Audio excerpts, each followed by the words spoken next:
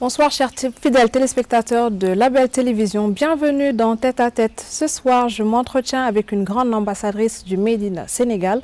Elle est également la directrice générale des Saveurs du Sénégal, située à Paris. J'ai saisi bien entendu l'occasion ce soir de la retrouver à Thiès, plus particulièrement à Keur Maguey. Avec nous ce soir, Madame Lo Absa Cissé. Bonsoir. Bonsoir. Madame Lo et bienvenue dans Tête à Tête. Bonsoir l'équipe. Bonsoir, Label TV et les spectateurs de Label TV.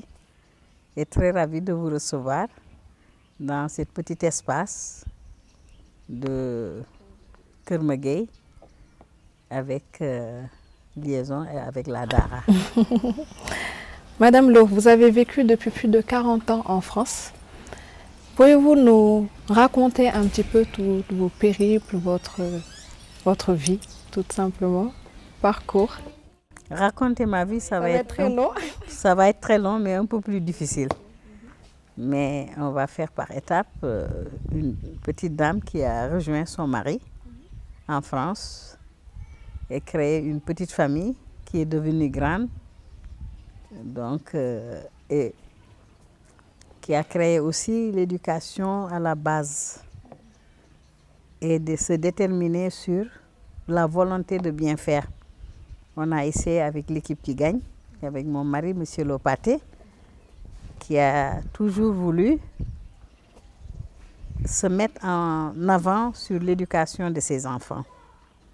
Donc on est une grande famille élargie, avec mes sœurs, avec mes enfants qui sont nés ici à Paris, dans la banlieue parisienne, 47 ans quand même. Voilà, et puis il y a une première étape, c'est la famille, maîtresse de maison. Ouais. Comment ça se passait à l'époque, quand vous venez d'y arriver? La vie en France, c'était difficile d'éduquer des enfants dans telles circonstances? Oui, difficile, mais nous avions toujours eu la volonté. Vous savez, quand c'est difficile, c'est là où on fait ses preuves. Hein. Donc on a eu beaucoup une volonté de bien faire, d'élargir la famille, de recevoir des personnes, d'être en famille élargie, comme je vous ai toujours dit. Et puis, de dire que notre objectif, c'était de mettre en place quelque chose ensemble. D'accord.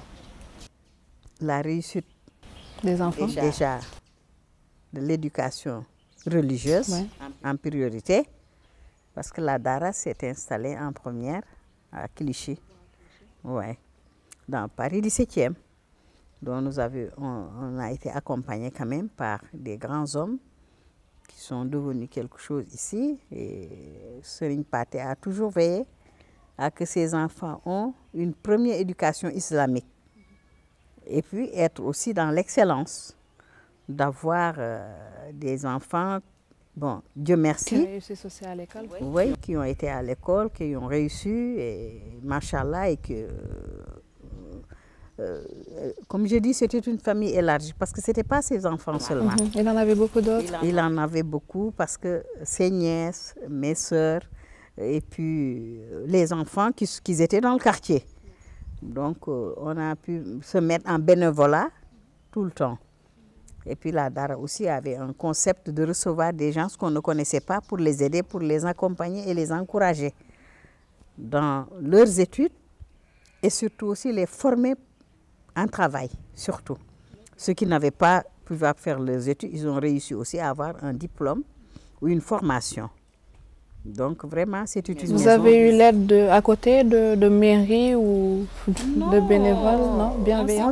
On n'a jamais eu d'aide de la mairie. On a eu l'aide de Dieu. Machallah. Parce que comme on nous disait toujours, vous vous en sortez comment? Mais franchement, on ne le sentait pas. D'accord. Parce qu'on avait la façon de vivre dont on partageait. On ne vivait pas dans l'individualisme. Il y en a qui disaient oui, nous on peut donner, mais on ne peut pas héberger. Nous, notre force, c'était d'héberger les gens qu'on ne connaissait pas et qu'on connaît. Qui plus tard ont réussi. Exactement, qui ont pu réussir. C'était une maison sociale de Dieu, au Keur Serigne Touba. Donc ça, et puis Keur Serigne Thiénaba, Kër Serigne Abdou Tijane. Oui. Donc, on a eu la chance aussi de mettre en place une cohésion sociale dans toutes les maisons religieuses. Ouais. Les enfants, des garçons qui étaient quand même, qui ont fait leurs études à l'étranger, soit au Caire, au Pakistan, ou dans des autres, ou bien en Tunisie. Oui, donc c'était comme une dara multiculturelle aussi. Pour revenir un petit peu au pays que vous venez de citer, notamment le Caire, Pakistan, j'ai pu voir de votre parcours que vous étiez une très grande commerçante à l'époque. Vous avez démarré avec le commerce avant de vous lancer dans la gastronomie sénégalaise. Effectivement, je fais partie des premières qui ont pu savoir qu'il fallait libérer la femme pour accompagner. Très tôt indépendante. Indépendante. Ouais.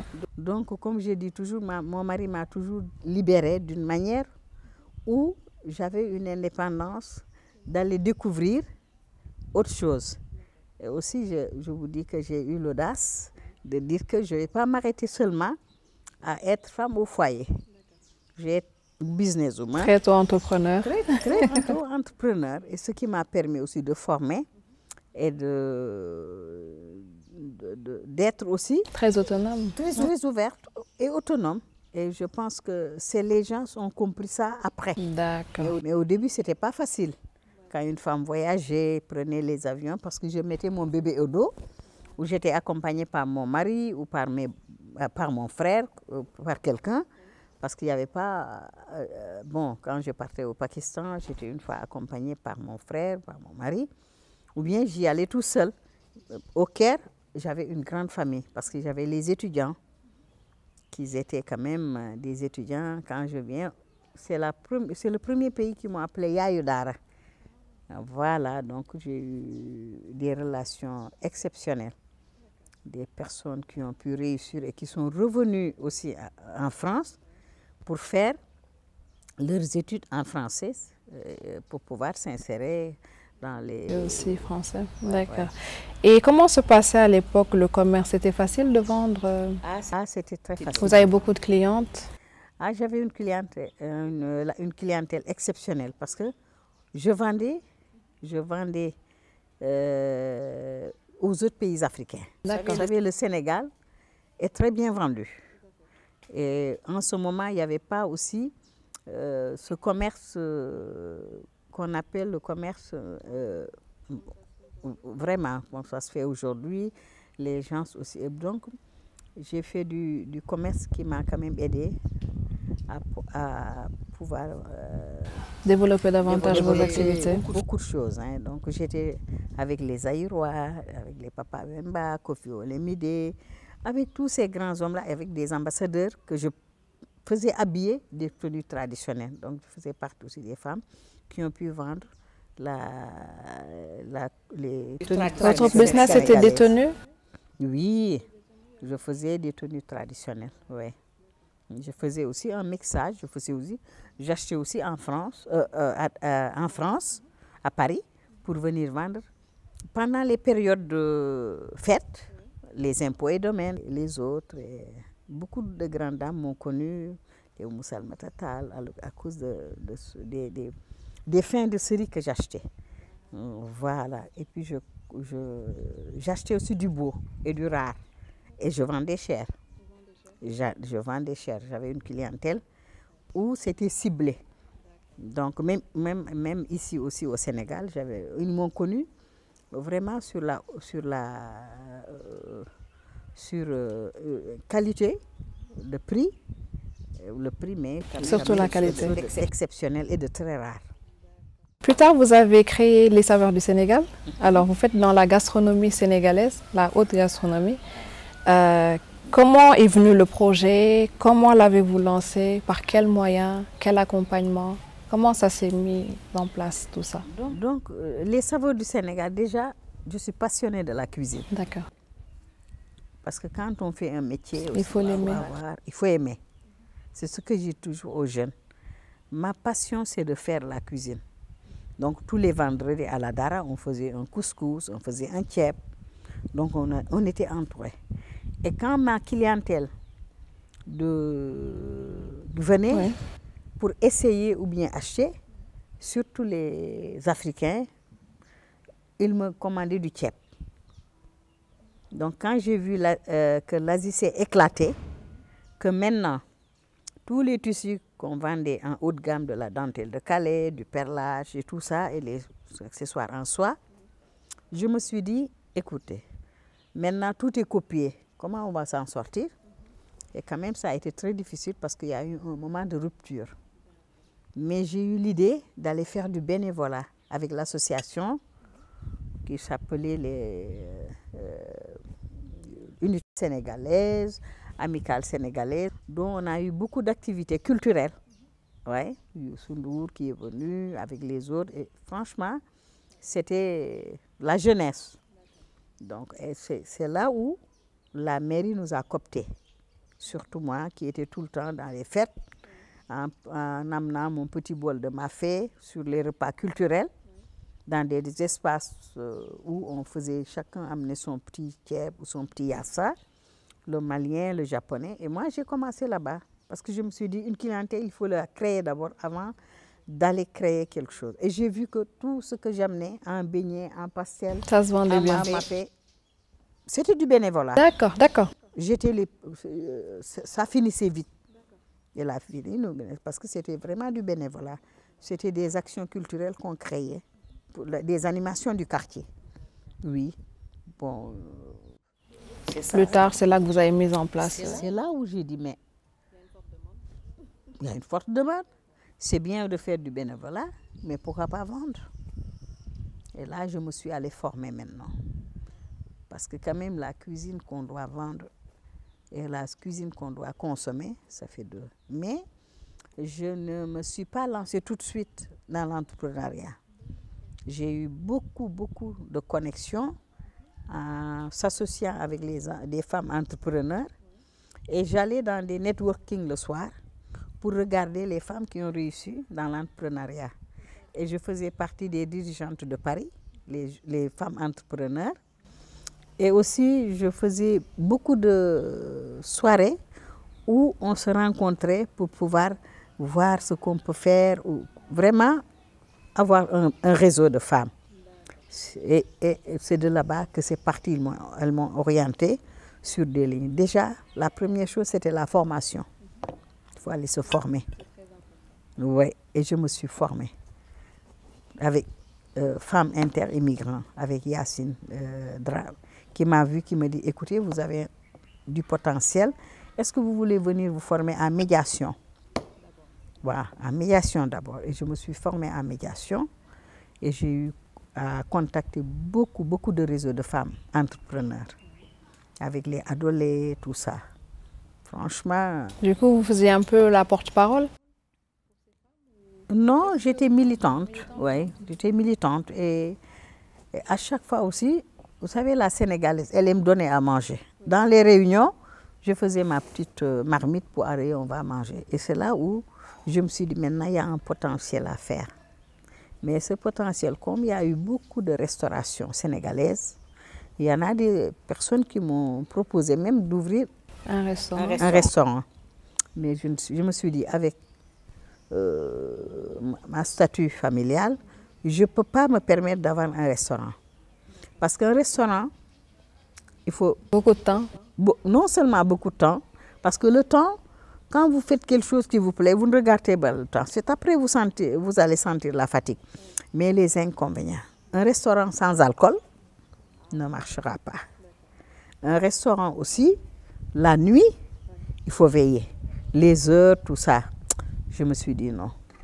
Et je me suis dit, bon, j'ai été voir les services traiteurs. J'étais chez Fauchon, chez Le Nôtre. J'ai dit, mais ça, je peux le faire à ma manière. Et j'ai commencé à faire mes petits beignets, mes pastels, mes akras, mes beignets diara. Et c'est là où c'est parti. Ensuite, vous vous êtes imposé sur le marché parisien. Parisien. Et franchement, les saveurs du Sénégal ont été créés accompagnés avec ma famille d'abord. Et puis, j'ai eu aussi des appuis financiers, qui est toujours mon mari, qui est là quand j'ai besoin de lui, il est là. vraiment avec aussi l'appui de mes frères. De mes frères qui, vraiment Amadou Dimé qui m'a beaucoup encadré. Et aussi l'État sénégalais, franchement. On a vu que vous accompagnez effectivement les grands événements tout le temps, chaque année. Je suis partie voir l'ambassade. L'ambassadeur qui a cru en moi, Doudou Diop, comme je dis toujours. Parce que quand il disait que donner à Absa, c'est la générosité. Donc là, il m'a inséré dans les grands événements. Et dès que c'est parti, j'ai continué maintenant à rester avec ma mairie, la mairie du 17e, qui ont aimé le Sénégal. Parce que le président Senghor habite le 17e. Quand j'ai vu sa photo, je me suis fait des amis avec Hervé Binessiano, avec Madame le maire. Et à chaque fois qu'il y avait un événement culturel, je partais avec mon... Et un jour, ils m'ont lancé en me donnant une journée du Sénégal. Et ça, c'est parti comme ça, avec d'autres mairies, hein, la mairie de 20e, les autres mairies, et ça demande. Les saveurs du Sénégal existent depuis combien d'années? 18 ans. 18 ans maintenant. On a vu que vous avez fait goûter le bissap à François Hollande et à d'autres personnalités françaises. Au président Chirac, au salon de l'agriculture, comme j'ai dit, l'État nous a toujours accompagnés. Quand il y a eu la journée du Sénégal, on a pu avoir avec les 1000 facettes de l'agriculture sénégalaise.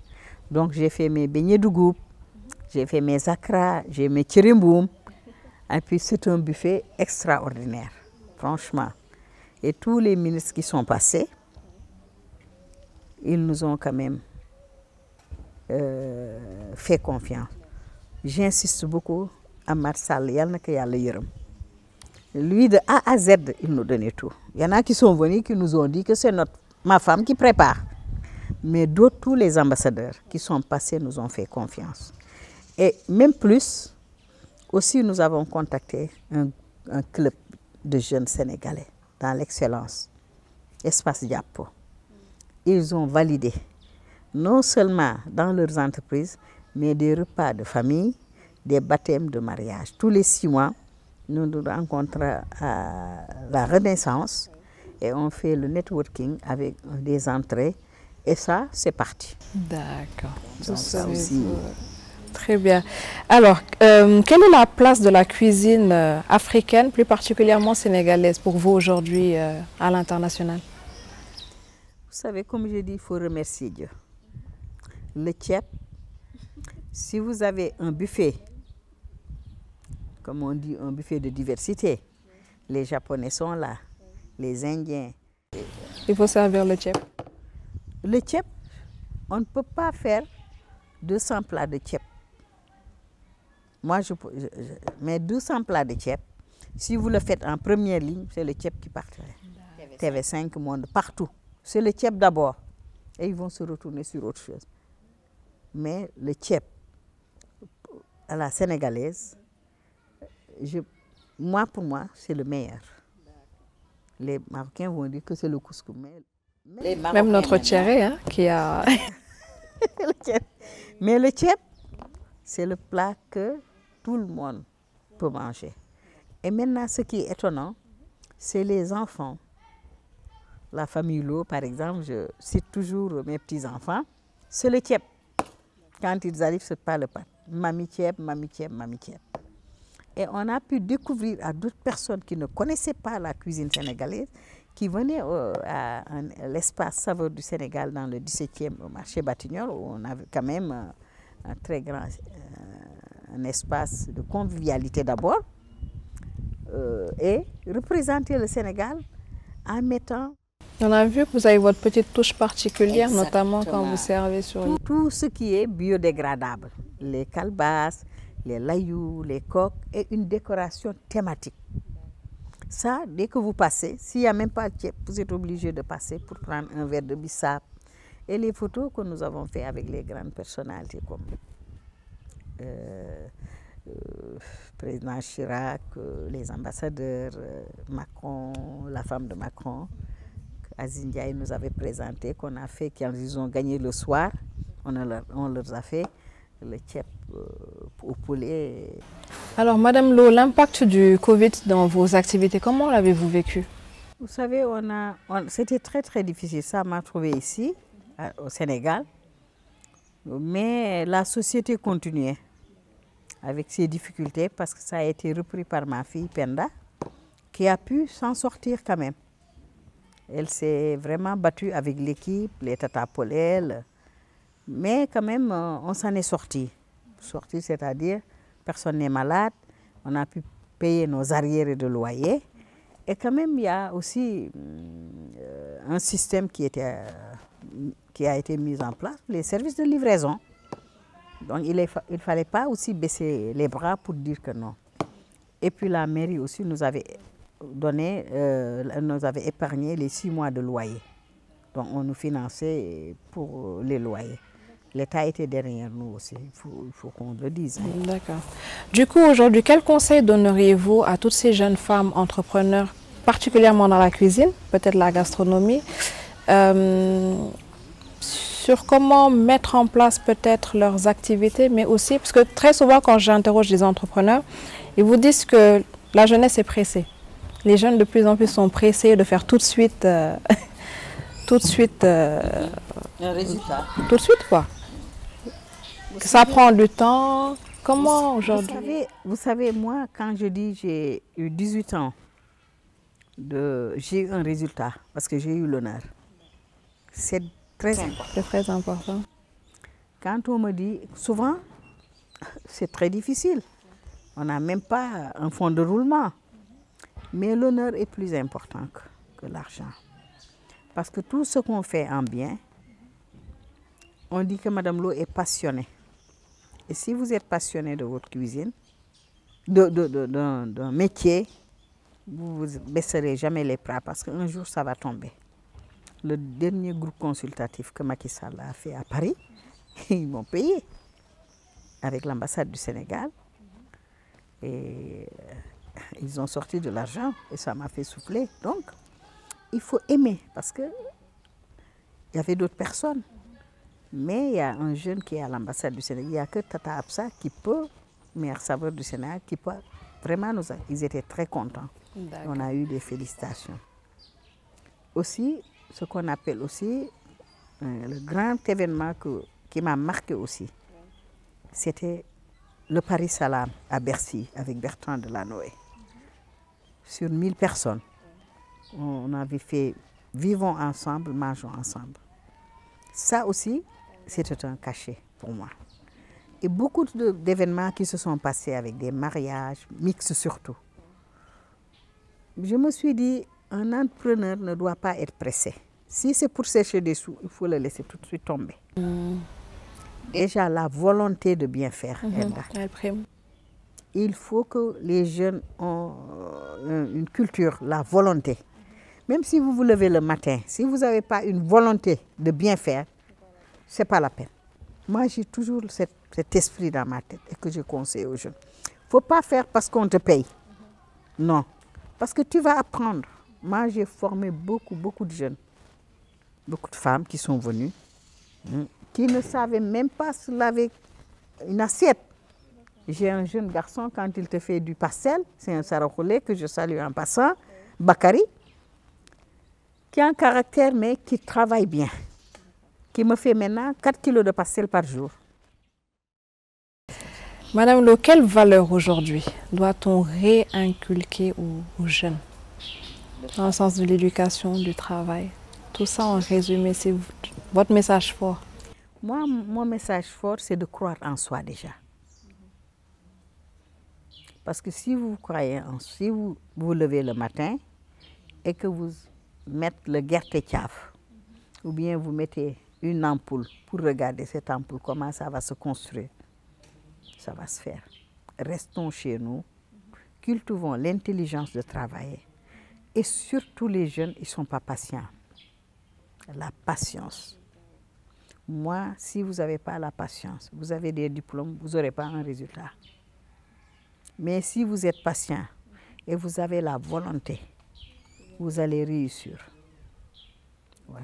Parce que comme je dis, Yalla mom ñepp la fi nekkal. Mais les jeunes sont très impatients. Et il faut la patience d'abord. Si vous avez la patience, vous allez apprendre sur le terrain. C'est pas, tout le monde ne peut pas avoir des diplômes. Tout le monde ne peut pas avoir dans les... Moi, je n'ai pas de diplôme. Je me suis fait sur le terrain. Et demain, si on me dit, viens apprendre quelque chose, même quand je m'en vais voir les femmes du village, je leur dis, qu'est-ce que vous savez faire? Je suis venue pour apprendre. Je ne vais pas venir leur imposer ce que j'ai appris, parce que les réalités ne sont pas pareilles. Hein? Mais maintenant, ce que je suis en train de leur montrer, il faut gagner du temps dans la cuisine. Hein? Faire 4 heures de temps, 3 heures de temps, ça, j'ai arrivé à former quelques-unes. Et c'est important, le temps est sacré. Ici, on perd beaucoup, beaucoup de temps. Madame Lo, avant de terminer cet entretien, un petit mot sur la Dara Keur Magueye qu'on est venu voir aujourd'hui. C'est ma joie de vivre, la Dara. Quand ils passent le matin très tôt, je les vois passer. Mam, mam, mam. C'est génial, ça change. Ça change de mentalité, ça change de spiritualité. C'est une approche efficace. Entourer des jeunes pour leur donner quelque chose, ne serait-ce qu'un petit sachet d'eau, ne serait-ce que les laver, prendre un balai, balayer avec eux, ouais, et discuter avec eux. Ouais, ça c'est une autre histoire. C'est vraiment quelque chose un plus que j'ai eu. Après Paris, les grands boulevards, les sañsé, les trucs, je me suis retrouvée peinard, zen. C'est ma joie de vivre et que je conseille à beaucoup de personnes qui sont maintenant l'âge de retourner. Il faut prendre le temps, le savourer maintenant, le peu qu'on a gagné et rentrer au Sénégal. Wow.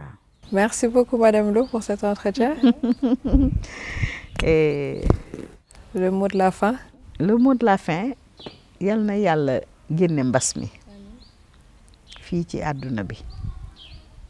Waaw, ci àdduna bi yëpp laay wax, parce que yeneen réew, dans tous les pays du monde, si cette maladie-là ne sort pas, on n'aura pas la paix intérieure ni extérieure. Il faut des prières, il faut aller se vacciner, surtout. Il faut aussi mettre l'hygiène publique partout. Ça, on insiste. Le reste, c'est d'avoir la joie de vivre tous les matins. Joie de vivre, c'est jàmm. Si vous n'avez pas jàmm, vous ne serez jamais à l'aise et vous n'allez jamais réussir.